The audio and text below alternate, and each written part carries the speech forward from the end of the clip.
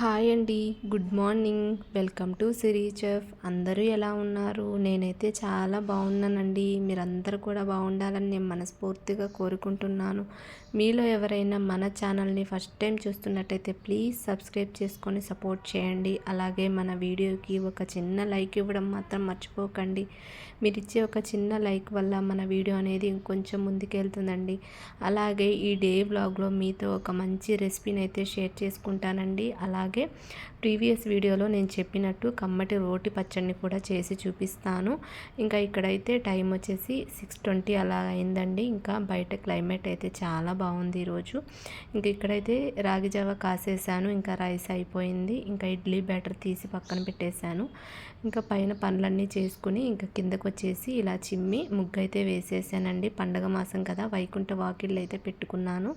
ఇంకా ఈరోజు మన రెసిపీ వచ్చేసి కందికాయల మసాలా కర్రీ అండి. చాలా టేస్టీగా ఉంటుంది. వీడియోని ఎక్కడా స్కిప్ చేయకుండా చూడండి. రైస్ అయితే అయిపోయిందండి. ఇప్పుడు కందికాయల మసాలా కర్రీని ఎలా ప్రిపేర్ చేసుకోవాలో చూద్దాము. స్టవ్ మీద ఒక ప్యాన్ పెట్టుకుని అందులోకి 1 టేబుల్ స్పూను పల్లీలను యాడ్ చేసుకుని అవి కొంచెం బాగా ఫ్రై అయిన తర్వాత అందులోకి 1 టేబుల్ స్పూన్ వచ్చేసి ధనియాలను యాడ్ చేసుకోవాలండి. అలాగే 2 ఇలాచి, 4 లవంగాలు, చిన్న దాల్చిన చెక్కను కూడా వేసేసుకుని వీటన్నింటిని ఒకసారి బాగా మిక్స్ చేసుకుని బాగా ఫ్రై చేసేసుకోవాలండి. ఎక్కడ పచ్చిదనం అనేది లేకుండా ఇలా బాగా ఫ్రై చేసేసుకుని చల్లారిన తర్వాత ఇలా మిక్సీ జార్లోకి యాడ్ చేసుకోండి. అలాగే 1 టేబుల్ స్పూన్ కారం, 1 టేబుల్ స్పూన్ వచ్చేసి ఉప్పు వేసేసుకుని ఇలా మెత్తగా బ్లెండ్ చేసి పక్కన పెట్టేసుకోండి.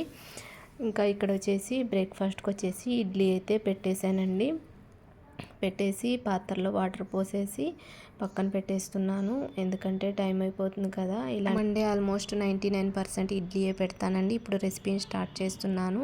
ముందుగా ఒక కుక్కర్ని స్టవ్ మీద పెట్టేసుకోవాలండి. అందులోకి 1.5 టేబుల్ స్పూన్ ఆయిల్ని యాడ్ చేసుకోండి. ఆయిల్ హీట్ అయిన తర్వాత 1 టేబుల్ స్పూన్ వచ్చేసి పోపు దినుసులను యాడ్ చేసుకోండి. ఆవాలు, జీలకర్ర, మినపప్పు, శనగపప్పు వేసుకుని బాగా ఫ్రై అయిన తర్వాత ఇందులోకి 2 పచ్చిమిరపకాయలను యాడ్ చేసుకోండి. అలాగే 2 మీడియం సైజు ఆనియన్స్ని కూడా ఇలా చిన్నగా చాప్ చేసేసుకుని కుక్కర్లోకి యాడ్ చేసేసుకోండి. యాడ్ చేసేసుకుని ఫ్లేమ్ని మీడియం టు లో ఫ్లేమ్లో పెట్టుకుంటూ బాగా ఫ్రై చేసేసుకోవాలండి.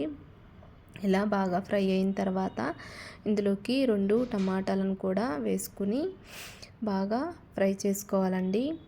అలాగే ఇందులోకి ఓ రెమ్మ కరివేపాకును కూడా వేసేసుకుని మొత్తం అంతా ఒకసారి బాగా మిక్స్ చేసేసుకోండి.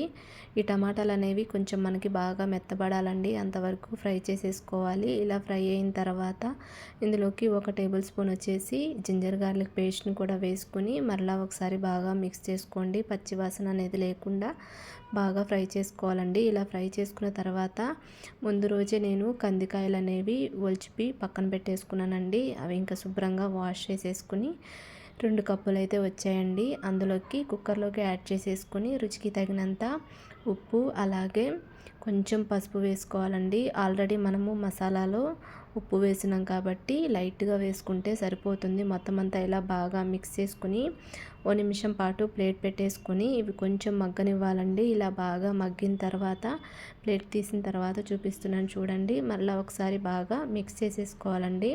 ఇలా బాగా మిక్స్ చేసుకుని ముందుగా మనము మిక్సీ పట్టుకున్న పొడి ఉంది కదా, ఆ పొడిని కూడా యాడ్ చేసుకుని తిరిగి ఒకసారి బాగా మిక్స్ చేసేసుకోవాలి.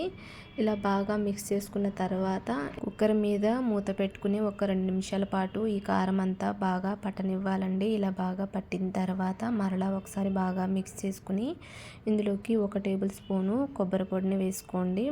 వేసుకుని తిరిగి ఒకసారి బాగా మిక్స్ చేసుకోవాలండి. ఇలా బాగా మిక్స్ చేసుకున్న తర్వాత ఇందులోకి 1.5 గ్లాసు వాటర్ని కూడా యాడ్ చేసేసుకోవాలి. యాడ్ చేసుకుని ఒకసారి బాగా మిక్స్ చేసుకుని ఇందులోకి సన్నగా కట్ చేసి పెట్టుకున్న కొత్తిమీరను కూడా యాడ్ చేసేసుకొని మళ్ళీ ఒకసారి బాగా కలిపేసుకొని ఇందులోకి సాల్ట్ అది చెక్ చేసేసుకోండి. సరిపోకపోతే ఈ స్టేజ్లోనే యాడ్ చేసేసుకోండి. కుక్కర్కి మూత పెట్టేసుకుని ఒక 3 విజిల్స్ వచ్చే వరకు పెట్టుకోవాలండి. 3 విజిల్స్ అయితే మనకి కరెక్ట్గా ఉడికిపోతాయి కందికాయలు అనేవి. ఇంకా ఇక్కడైతే హాట్ వాటర్ అయితే పెట్టేశానండి. ఇంకా ఇక్కడైతే విజిల్స్ అయితే వచ్చేసాయి. 3 విజిల్స్ అయితే రావాలండి. మాది కొంచెం విజిల్ ప్రాబ్లం, అందుకే నేను అలా చేసి చూపించాను. ఇంక ఇక్కడ ప్రెజర్ మొత్తం పోయిన తర్వాత చూపిస్తున్నాను చూడండి. ఇంకా మనకి ఎంతో టేస్టీగా కందికాయల మసాలా కర్రీ అయితే రెడీ అయిపోయిందండి. రైస్లోకైనా చపాతీలోకైనా పుల్కల్లోకైనా చాలా చాలా బాగుంటుందండి. తప్పకుండా ఒకసారి ట్రై చేయండి. ఇది కడపలో చాలా చాలా ఫేమస్ అండి. నేను ఫస్ట్ టైం అయితే మా ఫ్రెండ్ వాళ్ళ ఇంట్లో తిన్నాను. చాలా టేస్టీగా అనిపించింది. ఒకసారి మీకు కూడా చేసి చూపిద్దాము అనేసి ఈరోజు బ్లాగ్లో అయితే మీతో షేర్ చేసుకున్నానండి. తప్పకుండా ఒకసారి మీరందరూ కూడా ఈ రెసిపీని ట్రై చేయండి. ఇంకా పిల్లలకి టిఫిన్ అది పెట్టించేసాను. ఇంకా ఈరోజు టిఫిన్లోకి అయితే చట్నీ అయితే ఏం చేయలేదండి. ముందు రోజు చేసిన నల్ల కారం పొడి ఉంటే ఇంకా అది వేసుకుని తినేశారు. చాలా టేస్టీగా ఉంటుందండి. లింక్ని డిస్క్రిప్షన్లో పిన్ చేస్తాను, ఒకసారి చెక్ చేయండి. ఇంకా పిల్లలైతే స్కూల్కి బయలుదేరి వెళ్ళిపోయారండి. ఇంకా నేను కూడా పైకి వచ్చేసాను. ఎండ అయితే బాగా వస్తుంది, కానీ చలి కూడా అట్లానే ఉందండి. మీరైతే మా కిచెన్ని చూసి భయపడకండి. మార్నింగ్ అంటే ఇలానే ఉంటుందండి మా ఇల్లు. ఇంకా పిల్లలు వెళ్ళిన తర్వాత ఇంకా అన్ని పనులు అయితే చేసేసుకుంటానండి.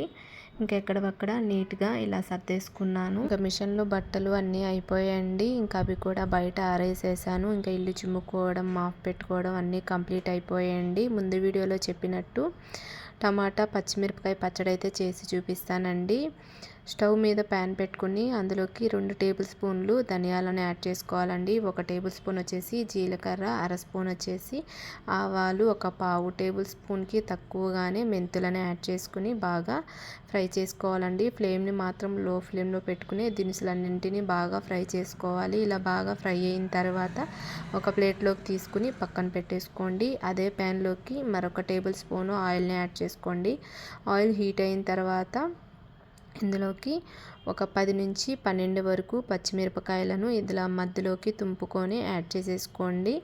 తుంపుకొని యాడ్ చేసుకుని పచ్చిమిరపకాయలన్నీ ఇలా బాగా ఫ్రై అయిపోవాలండి. ఇలా ఫ్రై అయిన తర్వాత ఇక్కడ నేను పెద్ద సైజు ఒక 5 టమాటాలను తీసుకున్నానండి. టమాటాలను తీసుకుని ఒక్కొక్క టమాటాని 6 ముక్కలుగా కట్ చేసి ప్యాన్లోకి యాడ్ చేసేసుకున్నానండి. అలాగే ఒక చిన్న ఉసిరికాయ సైజ్ అంతా చింతపండును కూడా యాడ్ చేసుకోండి. యాడ్ చేసేసుకుని మరలా ఒకసారి మొత్తం అంతా బాగా మిక్స్ చేసుకోండి. ఇలా మిక్స్ చేసుకున్న తర్వాత ఇందులోకి రుచికి సరిపడా ఉప్పును వేసుకోండి. అలాగే 1/2 టేబుల్ స్పూన్ వచ్చేసి పసుపును కూడా వేసుకుని మరలా ఒకసారి బాగా మిక్స్ చేసేసుకోవాలండి. ఇలా బాగా మిక్స్ చేసుకున్న తర్వాత ప్యాన్ మీద ప్లేట్ పెట్టేసుకోండి. ప్లేట్ పెట్టేసుకుని ఈ టమాటాలు, పచ్చిమిరపకాయలు మనకి బాగా మెత్తగా అయ్యేంత వరకు మగ్గించుకోవాలండి. ఫ్లేమ్ని మీడియం టు లో ఫ్లేమ్లో పెట్టుకుని మగ్గించుకుంటే కనుక చక్కగా మగ్గిపోతాయి. అడుగు పట్టకుండా చూసుకోండి. ఇలా బాగా మగ్గిన తర్వాత స్టవ్ ఆఫ్ చేసేసుకుని పక్కకి దించుకున్న తర్వాత ఇందులోకి 2 రెమ్మల కరివేపాకును కూడా యాడ్ చేసేసుకోండి. యాడ్ చేసుకుని ఒకసారి బాగా మిక్స్ చేసుకుని పక్కన పెట్టుకోండి. ముందుగా మనము పోపు దినుసులను ఫ్రై చేసి పక్కన పెట్టుకున్నాం కదండి. ఆ దినుసులన్నింటినీ మిక్సీ జార్లోకి యాడ్ చేసేసుకుని ఇలా మెత్తని పౌడర్లా చేసేసుకోవాలి. చూపిస్తున్నాను కదా ఇక్కడ, అలా చేసుకోండి. ఎందుకంటే ముందుగా పెద్ద మిక్సీ జార్లో వేస్తే దినుసులన్నీ బాగా మెదగవనేసి నేను చిన్న జార్లో వేసుకున్నానండి. ముందుగా మనం ఫ్రై చేసి పక్కన పెట్టుకున్న టమాటా, పచ్చిమిర్చిని యాడ్ చేసుకోవాలి. 4-5 వెల్లుల్లిని కూడా కచ్చాపచ్చాగా దంచుకుని యాడ్ చేసుకోవాలి. 1 టేబుల్ స్పూన్ వచ్చేసి నువ్వుల పొడిని యాడ్ చేసుకోవాలండి, వేయించిన పొడి. అది జారుకి క్యాప్ పెట్టేసుకుని ఇలా కోర్సుగా బ్లెండ్ చేసి తీసుకోవాలండి. మరీ మెత్తగా చేసుకోకూడదు. ఇక్కడ చూపిస్తున్నాను కదా, ఇలా వేసుకుంటేనే మనకి రోట్లో తిన్న ఫ్లేవర్ అనేది వస్తుంది. మీ దగ్గర రోలు ఉంటే రోట్లో చేసుకోండి. ఇలా ఇందులోకి పోపేం అవసరం లేదండి, కావాలంటే పెట్టుకోండి. ఇక్కడ నేనైతే ఏం పెట్టట్లేదు. ఇంకా ఇందులోకి చిన్న ఆనియన్ కూడా ఇలా చాప్ చేసుకుని యాడ్ చేసుకుంటే టేస్ట్ అయితే చాలా చాలా బాగుంటుందండి వేడి వేడి రైస్లోకి.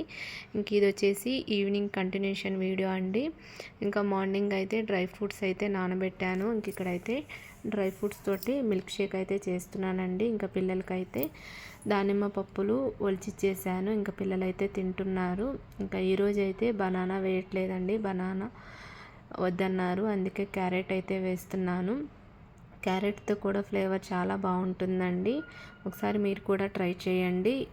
యాడ్ చేసుకున్న తర్వాత ఇలా బాగా బ్లెండ్ చేసుకుని ఇందులోకి పాలను కూడా యాడ్ చేసేసుకోవాలండి. ఒకటేసారి వేస్తే పొంగిపోతుంది. దానివల్ల కొంచెం కొంచెంగా యాడ్ చేసుకుంటూ బ్లెండ్ చేసుకుంటే టేస్ట్ అనేది చాలా చాలా బాగుంటుందండి. తప్పకుండా ఒకసారి మీరు కూడా డ్రై ఫ్రూట్ మిల్క్ షేక్ని క్యారెట్తో ట్రై చేయండి. హెల్త్ కూడా చాలా మంచిది. ఇంకా ఈవినింగ్ అయితే పిల్లలకి స్నాక్స్ ఇలా ఇచ్చేసానండి. ఇంకా అందరం కలిసి ఇంకా ఇలా జ్యూస్ అయితే తాగేసాము. అలాగే డ్రై ఫ్రూట్ మిల్క్ షేక్లో బనానా ఎక్కువ ఇష్టపడతారా లేకపోతే క్యారెట్ ఎక్కువ ఇష్టపడతారా అనేది కూడా తప్పకుండా కమెంట్ సెక్షన్లో కమెంట్ చేయండి. ఇంక ఇది వచ్చేసి నైట్ కంటిన్యూషన్ వీడియో అండి. చపాతీ అయితే చేసేసాను డిన్నర్లోకి. ఇంక అందరం కందికాయల మసాలా కర్రీ వేసుకుని అయితే తినేసామండి. చాలా చాలా టేస్టీగా ఉంటుంది. రోటీస్లోకైనా చపాతీలోకైనా తప్పకుండా ట్రై చేయండి. మీరు కూడా వ్లాగ్ ఎలా అనిపించిందో కూడా కమెంట్ సెక్షన్లో కమెంట్ చేయండి. వ్లాగ్ నచ్చితే కనుక లైక్ చేయండి, షేర్ చేయండి, కామెంట్ చేయండి. పక్కనే ఉన్న బెల్ని యాక్టివేట్ చేసుకోండి. మరొక కొత్త వ్లాగ్తో మీ ముందుంటాను. ఇంక ఇక్కడ వచ్చేసి ఆవులు అయితే వచ్చాయండి నైట్ టైము. ఇంకా పిల్లలు అయితే ఫ్రూట్స్ తీసుకెళ్ళి పెట్టారు. ఇంకా అవైతే పొడుస్తాయేమో అని భయం వేస్తూ ఉంది. కానీ ఇంక పిల్లలైతే వీక్లీ వస్తూ ఉంటాయి. ఇంకా పెట్టే అలవాటు కొద్దీ వెళ్ళారు పిల్లలిద్దరూ. ఇంకా వెళ్ళి పెట్టేసి వచ్చారండి. ఈ వ్లాగ్ అందరికీ నచ్చింది అనుకుంటున్నాను. నచ్చితే కనుక ఒక చిన్న లైక్ ఇవ్వడం మర్చిపోకండి. Bye friends.